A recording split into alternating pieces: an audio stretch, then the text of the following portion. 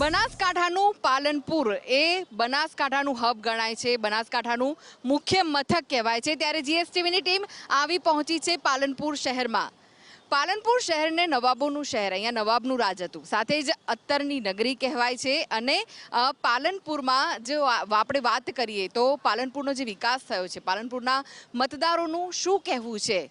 હીરા માટે અહીં હબ હતું, હીરાઓનો પણ અહીંયા ઘણો બધો ઉદ્યોગ ફૂલ્યો ફાલ્યો હતો। અને સાથે જ પાલનપુરમાં કેવો વિકાસ છે, પાલનપુરના જે મતદારો છે તેમના શું મનની વાત છે તે પાલનપુર વાસીઓ પાસેથી જ આપણે જાણીએ। ચાલો પાલનપુર વાસીઓને પૂછીએ કે અહીંયા કેવો વિકાસ થયો છે અને તેમનું શું કહેવું છે, તેઓ શું માની રહ્યા છે। આપ અહીંયા પાલનપુરના છો? હા, પ્રોપર પાલનપુરનો છું। મારું નામ શ્યામભાઈ વૈદ છે, મારો જન્મ પાલનપુરમાં જ છે। પાલનપુરમાં કેવો વિકાસ છે? કોઈ વિકાસ નથી બેન, તમે હાલ ગામમાં જશો, ગંદકી તમે ઠેર ઠેર જોવા મળશે, વરસાદના પાણીનો કોઈ નિકાલ નથી। અહીંના નેતાઓને વારંવાર વિનંતી કરી છતાં એ લોકો સાંભળતા નથી। હવે એમને મહેરબાની કરીએ છીએ, અમારા પર કૃપા દયા કરો, જેથી એ ગંદકી, આ પાણીની નિકાલની અને ટ્રાફિકની સમસ્યાનો નિવાડો આવે એવી અમે પ્રાર્થના કરીએ છીએ। તો અહીંયા કોઈ વિકાસ નથી, અહીંયા ઝીરો વિકાસ છે તેવું આ ભાઈનું કહેવું છે। બીજા પણ કેટલાક ભાઈઓને આપણે પૂછીએ કે અહીંયા શું સમસ્યા છે, કેવો વિકાસ છે પાલનપુરનો। તમે પાલનપુરના છો પ્રોપર? હા મેડમ। અને અહીંયા કેવો વિકાસ છે પાલનપુરમાં, શું લાગી રહ્યું તમને? પાલનપુરમાં વિકાસમાં ટ્રાફિકનો વિકાસ બહુ મોટો થઈ રહ્યો છે અને આ ટ્રાફિક જંકશન એરોમા સર્કલ આજથી એકાદ મહિના પહેલાં ટોપ 20માં હતું ઇન્ડિયા લેવલે, અને આપ જોઈ રહ્યા છો આજે આપ આવ્યા છો પણ આજે તો ટ્રાફિક 1% પણ નથી। પણ રોજિંદા જીવનમાં અમારે એટલી બધી તકલીફ પડે છે કે એટલી બધી ગીચતા થાય છે કે ક્યાંય જવું હોય તો પણ 2 કલાકનો સમય એરોમા સર્કલને ક્રોસ કરવામાં થાય છે। તો આવી એટલી બધી ગીચ અહીંયા વચ્ચે હમણાં હનુમાન ટેકરી સર્કલ ઉપર એક પેશન્ટ પણ એક્સપાયર થઈ ગયેલું રાજસ્થાનથી આવતા। તો આનો નિકાલ એક જ છે કે બાયપાસ જ, કેમ કે અહીંયાથી કંડલાનો ટ્રાફિક પણ છે, દિલ્હીનો પણ ટ્રાફિક છે અને એટલો બધો ટ્રાફિક રહે છે કે ઓવરલોડિંગ વ્હીકલો પણ એટલા આવતા હોય છે। પણ કેમ આટલો બધો ટ્રાફિક રહે છે? આટલો બધો ટ્રાફિક એટલે આ નેશનલ હાઈવે છે, જે દિલ્હીથી મુંબઈનો અને કંડલાનો કોરિડોર છે, જંકશન પોઈન્ટ છે અને વ્હીકલો એટલા વધી રહ્યા છે। આનું આયોજન થાય છે પણ કયા પેપર ઉપર જ થાય છે, ક્યાં દેખાતું નથી। પણ આગળ આ નવો બ્રિજ બની રહ્યો છે, એ શેના માટે છે? એ તો રેલવે માટે છે, ફક્ત અને ફક્ત દાતા અંબાજીનો ડાયવર્ઝન માટે છે અને રેલવેનો બ્રિજ છે, એનાથી આ ટ્રાફિકને લેવા દેવા કંઈ નથી। તમે વચ્ચે હમણાં સૂર મંદિર આગળ પણ જોયું હશે, અવારનવાર પાણી ભરાય છે, અવારનવાર ટ્રાફિક થાય છે, અવારનવાર ડાયવર્ઝન આપવામાં આવે છે। 2 દિવસ માટે આ રોડ બ્લોક કરવામાં આવેલો છે કે જે હિસ્ટ્રીમાં, મારી 50 વર્ષની હિસ્ટ્રીમાં હું જોયું હશે, ફર્સ્ટ ટાઈમ આવું થયું હશે। તો આવા ઘણા બધા અસંખ્ય પ્રોબ્લેમ છે, બસો એટલી બધી આવતી હોય છે, વ્હીકલો એટલા બધા હોય છે, સ્કૂલે જવાવાળાને તકલીફ પડે છે, હોસ્પિટલ જવાવાળાને તકલીફ પડે છે, ઓફિસ જવાવાળાને તકલીફ પડે છે, ધંધા રોજગાર જવાવાળાને તકલીફ પડે છે। તો આવી અસંખ્ય તકલીફો છે, આ તકલીફોનું એક જ નિરાકરણ છે, બાયપાસ, બાયપાસ અને બાયપાસ જ। તો પાલનપુરના ભાઈ છે તેમનું કહેવું છે કે અહીંયા ટ્રાફિકની સમસ્યા મેઇન છે, કારણ કે આ હાઈવે છે અને અહીંયાથી કંડલા હાઈવે પણ પડે છે, દિલ્હી પણ પડે છે અને સાથે જ અમદાવાદ હાઈવે છે અને પાલનપુર શહેરનો પણ છે। બીજા પણ ભાઈ જોડાય છે, તેમની સાથે વાત કરીએ। તમારું શું કહેવું છે, કેવો વિકાસ છે પાલનપુરનો? મેડમ, પાલનપુરમાં જોવા જઈએ તો વિકાસના નામે તો અહીંયા મીંડું છે। એનું કારણ છે કે પાલનપુરમાં પાછલા 15 વર્ષથી જે નગરપાલિકા જે લોકો ચલાવી રહ્યા છે એ માત્ર ને માત્ર ભ્રષ્ટાચાર સિવાય કશું નથી કરી રહ્યા। તમે અહીંયા જે જગ્યાએ ઊભા છો ત્યાં જે ટ્રાફિકની સમસ્યા છે કે હમણાં અઠવાડિયે પહેલાં અહીંયા એક એમ્બ્યુલન્સ ફસાઈ ગયેલી અને અંદર એક માણસ મૃત્યુ પામ્યો હતો, એક માણસ ગઈકાલે મૃત્યુ પામ્યો છે। એનું મેઇન કારણ છે આ ટ્રાફિક। એ ટ્રાફિક થવાનું કારણ મેઇન એક જ છે કે અહીંયા માનો કે જે બનાસકાંઠાની નેતાગીરી કહી શકાય, એમાં કાં તો પાણી નથી, કાં તો એ લોકોને કામ કરવું નથી। તમે આની બદલે મહેસાણાને જોઈ શકો છો, મહેસાણામાં બાયપાસ છે, અંડરબ્રિજ છે, અંડરપાસ બનેલા છે અને આટલા વર્ષોથી પાલનપુરનું આ એરોમા સર્કલ જે ટ્રાફિકથી એટલું બધું ભરાયેલું રહે છે, જેના કારણે લોકોને જીવ ખોવા પડે છે। આગળ પેલા ભાઈએ કહ્યું કે સૂર મંદિર પાસે બી પાણી ભરાઈ જતું હોય છે, તેનું શું કારણ છે? શું પાણી નિકાલ માટે કોઈ વ્યવસ્થા નથી? પાણી નિકાલ માટેની વ્યવસ્થા એવી અહીંયા હોય છે કે નગરપાલિકા એવું કહે છે કે એ હાઈવે ઓથોરિટીમાં આવે છે, હાઈવે ઓથોરિટી એવું કહે છે કે નગરપાલિકામાં આવે છે। એકવાર નગરપાલિકાએ કંઈ ત્યાં કામ કરેલું તો હાઈવે ઓથોરિટીએ નાળા નીકાળીને ફેંકી દીધેલા, કે અમને પૂછપરછ નથી કરી, એના કારણે એ બધું પાણી અમને ફેંકી દેલું। અને વાત આવે છે બેન વિકાસની, તો અહીંયા આપણે એવું વિચારીએ કે બ્રિજ બને છે અને આ સરકારમાં બ્રિજ એટલા બધા તૂટે છે કે અમારી પાલનપુરમાં જ એકવાર બ્રિજ તૂટેલો અને 2 નવયુવાન દીકરાઓના મૃત્યુ થયેલા। તો અહીંયા ટ્રાફિકની સમસ્યા છે, સાથે જ જે વિકાસ થયો છે તેમાં પણ ભ્રષ્ટાચારનું તેમનું કહેવું છે। તમારું શું કહેવું છે, કેવો વિકાસ છે પાલનપુરનો? પાલનપુરનો વિકાસ છે પણ બ્રિજનું કામ નથી થયું એટલે બહુ તકલીફ પડે છે। બીજું બધું ઓકે છે પાલનપુરમાં? ઓકે છે। તો આજે આમ તો અહીંયા ટ્રાફિક ઘણો બધો હોય છે, એરોમા સર્કલ છે, અહીંયા એક તરફ પેલી બાજુ તમે જુઓ છો કે ત્યાંથી કંડલા તરફ જવાનો જે આખો હાઈવે છે તે છે, અને આ જે સીધો હાઈવે છે તે અહીંયાથી દિલ્હી જાય છે, અમદાવાદથી દિલ્હી સુધીનો આ હાઈવે છે. અને બીજું એક બાજુ છે એ પાલનપુરની શહેરની અંદર જવા માટે છે, અને આ જે એરોમા સર્કલ છે ત્યાં ઘણો બધો ટ્રાફિક જામ થઈ જતો હોય છે. આગળ જો વાત કરીએ સૂર મંદિર તરફની, જો આ ભાઈએ વાત કરીએ આગળ કે સૂર મંદિર તરફ પર પણ ઘણો બધો ટ્રાફિક હોય છે, ને ત્યાં પણ પાણી ભરાવાની સમસ્યા છે. વરસાદમાં ત્યાં પાણી ભરાઈ જતું હોય છે. કેટલાક બીજા પણ ભાઈઓ આપણી સાથે જોડાયા છે, તેમની સાથે વાત કરીએ. તમારું શું કહેવું છે, પાલનપુરનો કેવો વિકાસ? પાછલા લગભગ 30 વર્ષથી તો હું જોઉં છું કે આ પાલનપુરનો વિકાસ રૂંધાયેલો વિકાસ, કેમ કે 30 વર્ષથી આ પાલનપુરના રસ્તા એના એ જ, શાસકો બી એના એ જ, ભ્રષ્ટાચાર એનો એ જ, ટ્રાફિક સૌથી મોટો ઇસ્યુ એ પણ એનો એ જ.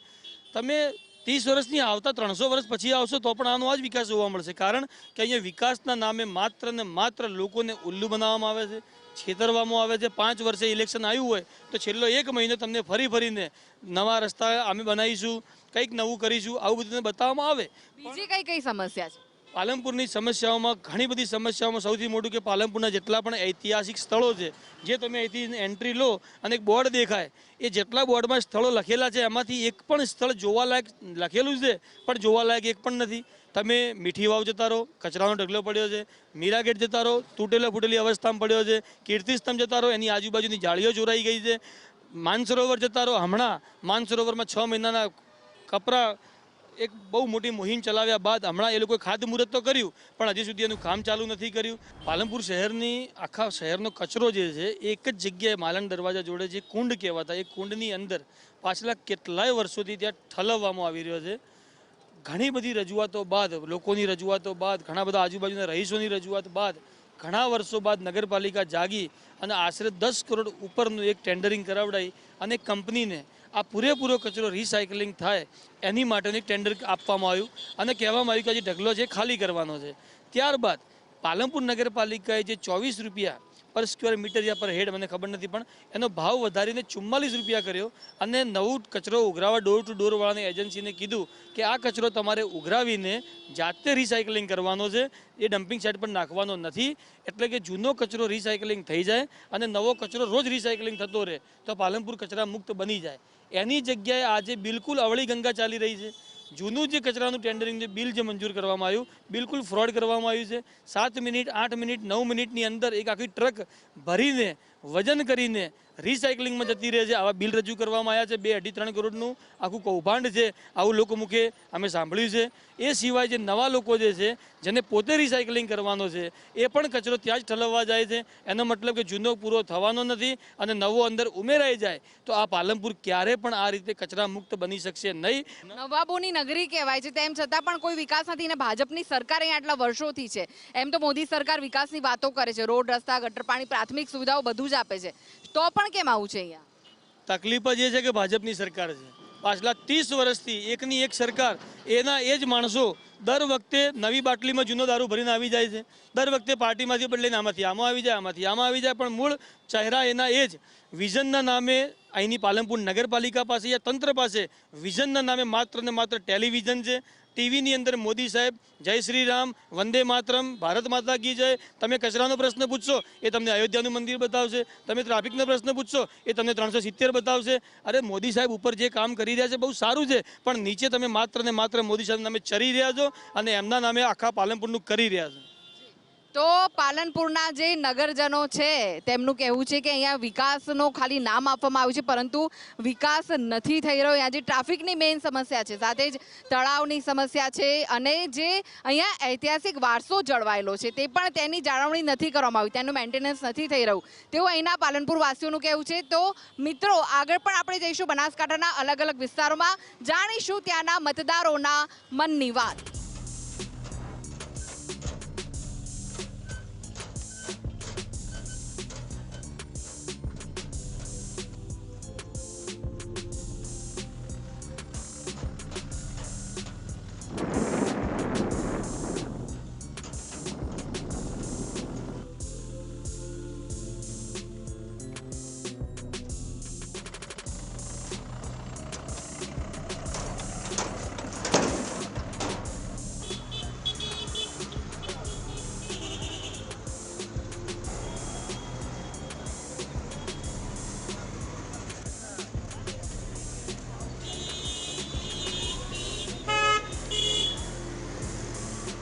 બનાસકાંઠાનું વેપારી મથક એટલે ડીસા. જીએસટીવીની ટીમ આવી પહોંચી છે બનાસકાંઠાના ડીસામાં, જે બનાસ નદીના કિનારે વસેલું છે. ડીસા એ બટાકાનું હબ કહેવાય છે. અહીંયા બટેકાનું વિપુલ પ્રમાણમાં વાવેતર થાય છે અને સાથે જ અહીંયા ઘણા બધા કોલ્ડ સ્ટોરેજ પણ આવેલા છે. ત્યારે ડીસા વાસીઓનું શું કહેવું છે, ડીસા વાસીઓના મનની શું વાત છે, મતદારોની શું વાત છે, તેમના કયા પ્રશ્નો છે, તેમની કઈ માંગ છે, તે તેમની પાસેથી આપણે જાણવાનો પ્રયાસ કરીશું. આપણે અહીંયા ડીસાની જે આખોલ 4 રસ્તા જગ્યા છે ત્યાં આપણે આવી પહોંચ્યા છે અને અહીંયા આશાપુરા માવા ભંડાર આવેલું છે. ત્યાં કેટલાક લોકો પણ બેઠેલા છે, તેમની સાથે આપણે વાત કરીશું. તો ચાલો તેમની સાથે વાત કરીએ. ડીસાનું આ આખોલ 4 રસ્તા છે, આશાપુરા માવા ભંડાર છે. શું આપની દુકાન છે? યસ, હું માલિક છું દુકાનનો. કેટલા વર્ષોથી આ છે? હું છેલ્લા 25 વર્ષથી આ ધંધામાં સંકળાયેલા છીએ. એ ફેમિલી બિઝનેસ છે મારો. કેવી ચાલે છે દુકાન? દુકાન બહુ મસ્ત ચાલે છે અને અમારી માવો અને કચોરી બહુ ફેમસ છે એરિયામાં. ડીસાના વિકાસની આપણે વાત કરીએ, કેવો વિકાસ છે ડીસામાં? ડીસાનો સારો એવો વિકાસ છે. જે પૂર્વ ધારાસભ્યો કે જે પણ નેતાઓ છે એને સારો એવો સિટી માટે વિકાસ કર્યો છે. તેમજ ડીસા તાલુકાનો વિકાસ પણ બહુ સારો કરે છે. કોઈ સમસ્યા છે ખરી? સમસ્યા નાની મોટી રસ્તાની છે, ગટરની છે કે સંડાસ બાથરૂમની છે કે અમારા એરિયામાં જે આખોલ 4 રસ્તા છે ત્યાં મોટી સમસ્યાઓ છે અત્યારે એની. એટલે કઈ સમસ્યા છે તમારે અહીંયા? સંડાસ બાથરૂમ છે, ચોમાસામાં પાણી ભરાવા, આ મોટી સમસ્યાઓ છે અત્યારે કે ભરાવાની.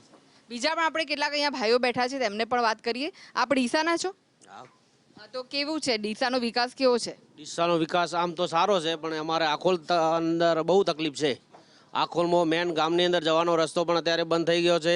આખોલ 4 રસ્તામાં મૂતરડી સંડાસની વ્યવસ્થા પણ નથી અને રસ્તા ઉપર ખાડા પડી જાય. વારંવાર રજૂઆત કરવામાં આવી છે, છતાં હજુ સુધી કંઈ થયું નથી.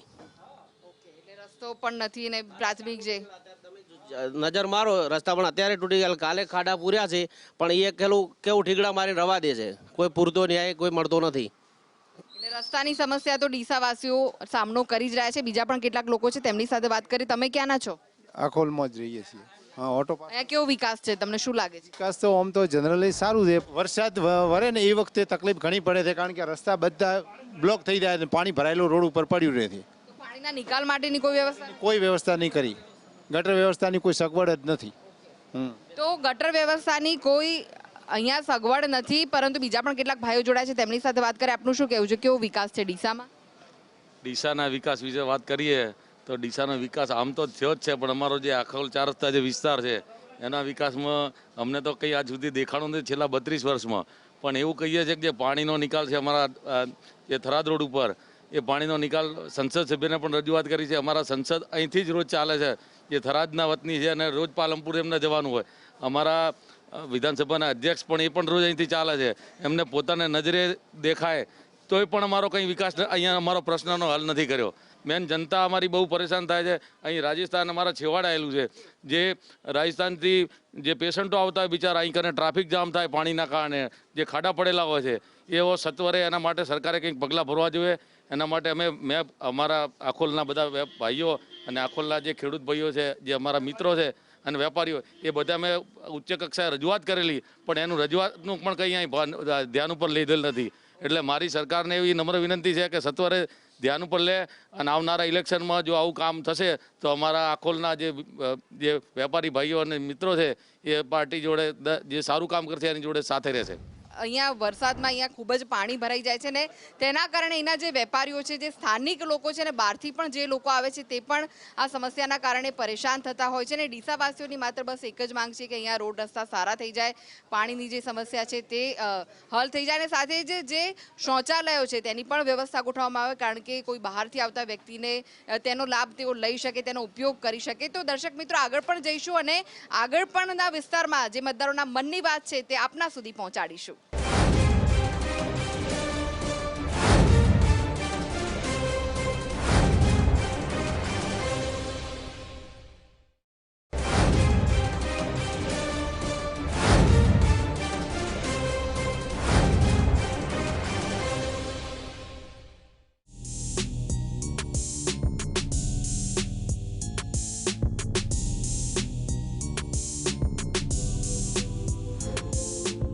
બનાસકાંઠાનું થરાદ જે આવી પહોંચી છે જીએસટીવીની ટીમ. થરાદના જે રહેવાસીઓ છે, ત્યાંના જે લોકો છે, તેમનું શું માનવું છે, તેમના મનની શું વાત છે, મતદારોના જે મનની વાત છે તે જાણવા માટે આપણે થરાદ આવી પહોંચ્યા છે અને કેટલાક મતદારો આપણી સાથે અહીં જોડાયેલા છે, તેમની સાથે આપણે વાત કરીશું. થરાદમાં કેવો વિકાસ છે, બનાસકાંઠામાં કેવો વિકાસ છે, શું લાગી રહ્યું છે? વિકાસ થરાદનો માનીએ તો નામનો વિકાસ છે. અહીંયા જો વાવ થરાદની અંદર કેનાલો છે તો કેનાલોમાં પાણી નથી.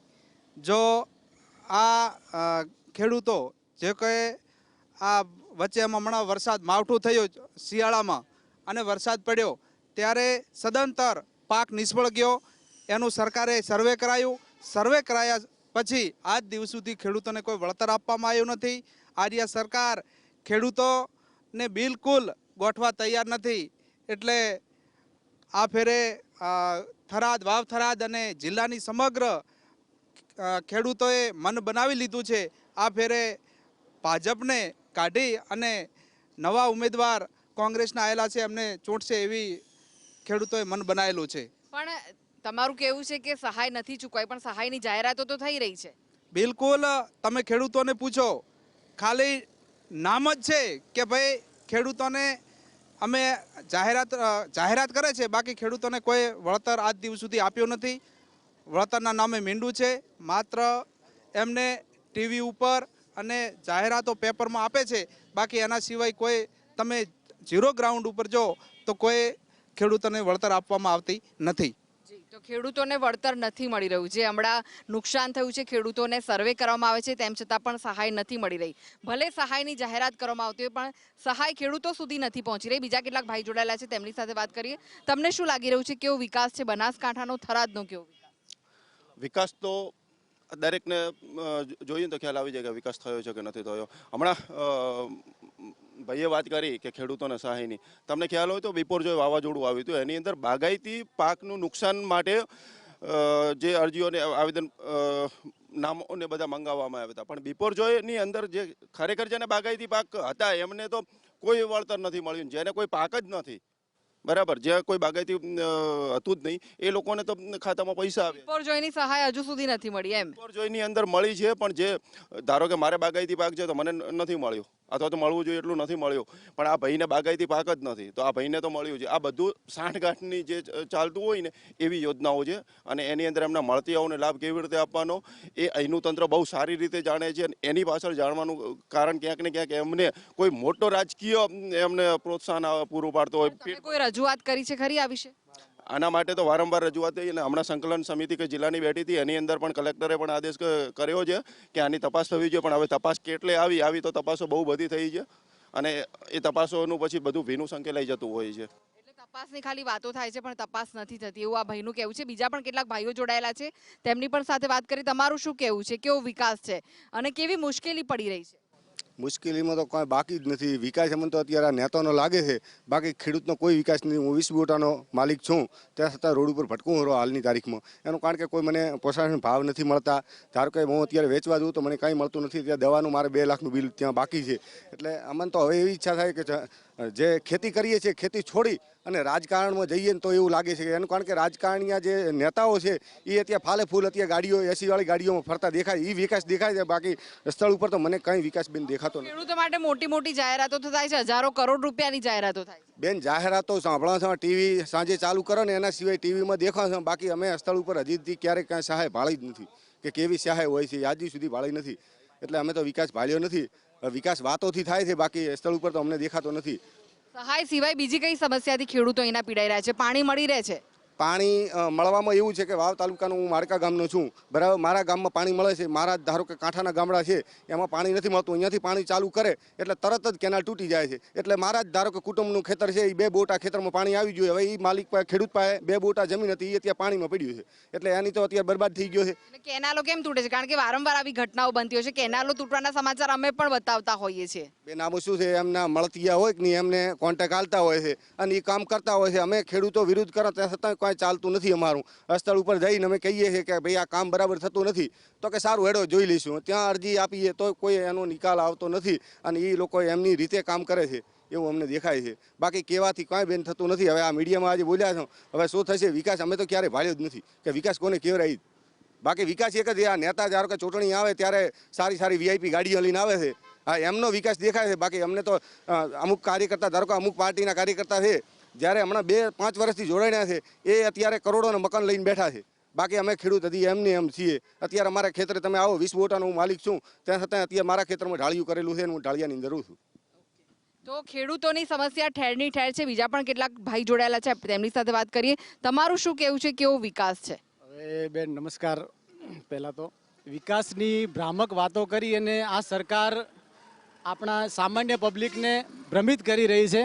હવે એના અંદર તમે જોવા જઈએ તો આ લોકો અહીંયા હોસ્પિટલની કંઈક જાહેરાત કરી છે કે 50 કરોડના ખર્ચે આપણે અદ્યતન હોસ્પિટલ બનાવી દઈએ. અને હમણાં એક આપણા વિધાનસભાના અધ્યક્ષ માનનીય શ્રી શંકરભાઈએ એવી જાહેરાત કરી છે કે અહીંયા હેલિકોપ્ટરની સેવા ચાલુ કરવી છે. હવે આ હોસ્પિટલ જે અદ્યતન બનવાની છે એમાં તો કોઈ સારા ડોક્ટરોની કોઈ સુવિધા કોઈ મળે, આરોગ્ય સુવિધાનો અભાવ છે. આરોગ્ય સુવિધાનો પૂરેપૂરો અભાવ છે બેન. અને રોડ રસ્તા, હવે આ લોકો એમ કહે છે કે અમે અદ્યતન 50 કરોડની હોસ્પિટલ બનાવે, પણ ત્યાં તમે આરોગ્ય કર્મીઓને કોણ મૂકશો? બીજું કે એ લોકો એમ કહે છે કે અમે હેલિકોપ્ટરથી તમને અમદાવાદ જેવા શહેરોમાં જવા માટે તમને એમ્બ્યુલન્સ સેવા પૂરી પાડશું. હવે એમાં એવું છે કે હોસ્પિટલ બને છે ત્યાંથી હેલિપેડનો જે રસ્તો છે એકદમ બિસ્માર હાલતમાં છે બેન. કેટલા સમયથી આ રસ્તો ખરાબ છે, કોઈ ધ્યાન નથી આપતું. થરાદની પ્રજા છેલ્લા 3-4 વર્ષથી ત્રાહીમામ પોકારી રહી છે કે આ રસ્તાનું કંઈક કરો. હવે આ હોસ્પિટલથી હેલિપેડ સુધી જવા માટે એમ્બ્યુલન્સના અંદર કોઈ હેલિકોપ્ટર ડાયરેક્ટ હોસ્પિટલમાં તો ઉતરવાનું નથી ભાઈ, કે આ સરકારી હોસ્પિટલની ઉપર હેલિપેડ બનાવવાનું છે, અંબાણીએ બનાવ્યું એવી રીતના. હવે આ લોકો એમ કહે છે કે અમે હેલિકોપ્ટરમાંથી હેલિપેડથી લઈ અને અમદાવાદ એમને સારો, પણ તમે આ રસ્તો તો જુઓ કે એમ્બ્યુલન્સના અંદર બચારું દર્દી આમ હિલોળા ખાઈને આમને મરી જાય યાર. એટલે આવી વિકાસની ભ્રામક વાતો કરી અને આ સરકાર આપણને મૂર્ખ બનાવી રહી છે. ભ્રષ્ટાચારની વાત કરો તો ભ્રષ્ટાચાર ક્યાં ઓછો થયો છે? કયું કોઈ કચેરીમાં તમે જાઓ, તમે પોલીસ સ્ટેશનમાં ફરિયાદ કરાવવા જાઓ, તમારી ફરિયાદ લે છે એ લોકો? લાવો પૈસા, કે લાવો 10,000 20,000. સામાન્ય પબ્લિકને આ લોકો મૂર્ખ બનાવી રહ્યા છે. અનેક સમસ્યા છે અહીંના થરાદના લોકોની, અને તે પોતે રજૂ કરી રહ્યા છે. પાયાની જે સુવિધાઓ છે તેનો અભાવ છે, આરોગ્યની સુવિધાનો અભાવ છે અહીંયા, એવું અહીંના અમુક લોકોનું પણ કહેવું છે. આગળ જઈશું, આગળના લોકોના મનની શું વાત છે તે આપના સુધી પહોંચાડીશું.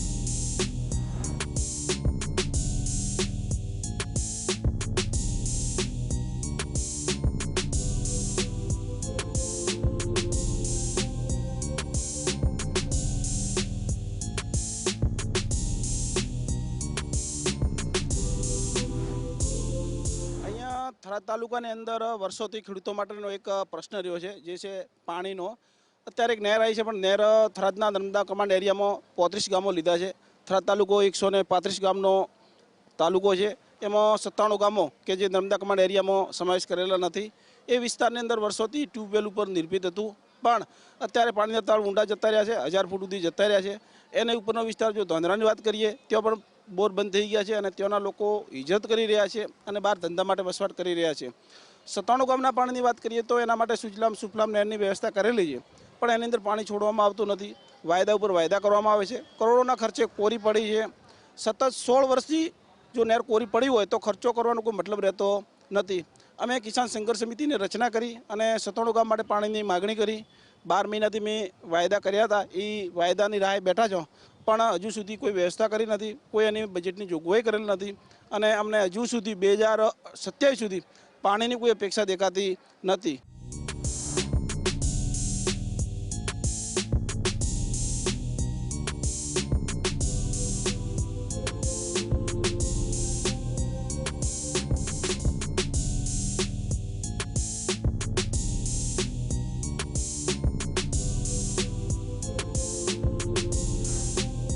થરાદનું રાહ ગામ જ્યાં જીએસટીવીની ટીમ આવી પહોંચી છે. આ ગામ માટે એવું કહેવાય છે કે અહીંયા વર્ષોથી સિંચાઈના પાણીની સમસ્યા છે. અનેક વખત રજૂઆતો કરવા છતાં પણ તે પૂર્ણ નથી થતી. અહીંના જે સ્થાનિકો છે, જે ખેડૂતો છે, જેમના અહીં ખેતરો છે, તેમનું શું કહેવું છે, તેમનો શું મત છે તે તેમના પાસેથી જાણીએ. આપણા સાથે કેટલાક ખેડૂત ભાઈઓ જોડાઈ ગયા છે, તેમની સાથે વાત કરીએ. શું અહીંનો મેઇન પ્રશ્ન શું છે? અહીંયા સિંચાઈ માટે પાણીની ખેડૂતોને ખૂબ તકલીફ છે. અને પહેલાં તો પાણી ઊંચા હતા, પણ ખેડૂતોએ ભૂગર્ભ જળ ખેંચી લીધા સિંચાઈ માટે. અત્યારે 500 થી 700 ફૂટે તળિયે પહોંચી ગયા છે. એટલે એને ઉપર લાવવા માટે, ખેંચવા માટે વીજળી વધારે જરૂરિયાત પડે, ખેડૂતોને મોંઘી પડે. બોર પણ ઊંડા કરવા પડે, બોર પણ ફેલ થઈ જાય એવો પ્રોબ્લેમ રહે. ઊંડાનું પાણી આવે, ગરમ પાણી આવે, જે ખેતી માટે પણ હાનિકારક છે. પીવા માટે પણ હાનિકારક છે. એટલે ફ્લોરાઇડવાળા પાણી પણ આવવા માંડ્યા છે. સિંચાઈ મોંઘી પડવા માંડી છે, ખેતી મોંઘી પડવા માંડી છે. અને એવી રીતે ખેડૂતોને જે કહેવાય કે પાણી જળ ત્યાં જગદીશ, અને પાણી વગર ખેડૂત કંઈ કરી જ ના શકે એવી પરિસ્થિતિ છે. એના માટે પાણીની ખૂબ જ તકલીફ છે. તો સુજલામ સુફલામ જે યોજના છે તે શું અહીં સુધી નથી આવી? તાત્કાલિક અટલ બિહારી વાજપેયી હતા એ વખતે 6500 કરોડના ખર્ચે સિંચાઈ યોજના સુજલામ સુફલામ મંજૂર કરી હતી. એ પહેલાં તો શરૂઆતમાં રાજસ્થાન બોર્ડર સુધી એને લઈ જવાની હતી, અને કાયમી પાણી વહે એમ નદીમાં એવી રીતનું વ્યવસ્થા હતી. પણ ન જાણે કેમ સરકારે રાહ સુધી ટૂંકાઈ નાખી. એટલે ધાનેરામ થરાદમાં તો ખાલી 10 કિલોમીટર આવે છે. બાકીનો બધો વિસ્તાર છે એ આવી જ રીતે બિનપિયત છે અને પાણીની સમસ્યાવાળો છે. અહીંયાથી લગભગ 30 કિલોમીટર બોર્ડર થાય ત્યાં સુધી એ નહેર લઈ જવાની હતી, પણ એ ટૂંકાઈ દેવામાં આવી છે. અને સુજલામ સુફલામમાં પાણી ત્યારે જ છોડવામાં આવે જ્યારે ઇલેક્શન નજીક હોય કે કંઈક સરકારી કાર્યક્રમ હોય. એટલે કાયમી જો પાણી છોડવામાં આવે અને અહીંયા રેલ નદી નીકળે છે, એ રેલ નદીમાં જો પાણી વહેવડાવવામાં આવે અને રાજસ્થાન બોર્ડર સુધી લઈ જવામાં આવે અને કાયમી ભરેલી રાખે તો થોડા ઘણો એનો પ્રશ્ન ઉકેલી શકાય. બાકી તો સુજલામ સુફલામની જે યોજના છે અત્યારે તો અધરતાલ છે અને ખેડૂતોને એનાથી કોઈ ફાયદો નથી. તો લોકસભા ઇલેક્શન નજીક છે, 7 મે મતદાન થવાનું છે, ત્યારે તમારું શું કહેવું છે? શું હવે જે સરકાર બનશે તેમાં તમારી સમસ્યાનો ઉકેલ આવશે ખરો? સરકાર તો ભાજપની વર્ષોથી છે, પણ હજી સુધી અમારે આ 97 ગામ પાણીનો કોઈ ઉકેલ આવ્યો નથી. અને અમારું જીવન પશુપાલન ઉપર છે. જો અમારા વિસ્તારમાં જો પાણી હોય તો અમે ઘાસચારો ઉત્પન્ન કરી અને અમારું જીવન અમે ચલાવી શકીએ. એના માટે અમારે ત્યાં પાણીની બહુ વિકટ પરિસ્થિતિ છે, અને અમે તો આશા રાખીએ કે જલ્દીમાં જલ્દી અમારે પાણીનો ઉકેલ થાય અને અમને પિયત કરવા માટે પાણી આપવામાં આવે તો અમારી જીવનધોરી અને અમે અમારા બાળકોને શિક્ષણ આપી શકીએ અને અમારી રોજીરોટી મેળવી શકીએ. જો તમારી સમસ્યાનો ઉકેલ ના આવ્યો તો શું હશે તમારા આગળના પગલાં? શું કરશો તમે લોકો? હવે અમે આંદોલન કરીશું. અમારે સિંચાઈનું પાણી જુએ. હા, સિંચાઈના પાણી માટે આંદોલન કરશો. જી, બીજા પણ કેટલાક ભાઈઓ આપણી સાથે જોડાયા છે, આપણે તેમની પણ સાથે વાત કરીએ. તમારું શું કહેવું છે કે ઇલેક્શન નજીક આવી રહ્યું છે, પાણીની સમસ્યા મેઇન છે, શું ગૌચરની પણ સમસ્યા છે અહીંયા? ગૌચર તો જે ગૌચરવાળા જાણે છે એ તો પંચાયત જાણે છે. અમારે તો પાણી જોઈએ છે, સિર્ફ ખેડૂતોને પાણી જોઈએ છે. જો સરકાર પાણી આપશે તો આવતી આ લોકસભાની ચૂંટણીમાં વોટ કરશે, નહીંતર વોટનો બહિષ્કાર કરવાનો છે. વોટનો બહિષ્કાર કરશો? હોય તો અહીંના જે ખેડૂતો છે તેમની મેઇન સમસ્યા છે પાણીની, અને આજની આ માંગ નથી, વર્ષોથી તેઓ માંગ કરી રહ્યા છે કે અહીં સુધી પાણી પહોંચે અને તેમની ખેતી બચી શકે. તો આપણે પણ આશા રાખીએ કે તેમની આ માંગ જે આવનારી લોકસભા ઇલેક્શન છે તેમાં પૂર્ણ થાય તેવી આશા સાથે ફરી મળીશું. એક નવી જગ્યાએ જઈશું અને નવી લોકસભા સીટ પર ત્યાંની જે સમસ્યા છે, ત્યાંના જે પ્રશ્નો છે, ત્યાંના મતદારોના મનની વાત આપના સુધી પહોંચાડીશું. ત્યાં સુધી મને રજા આપશો. નમસ્કાર.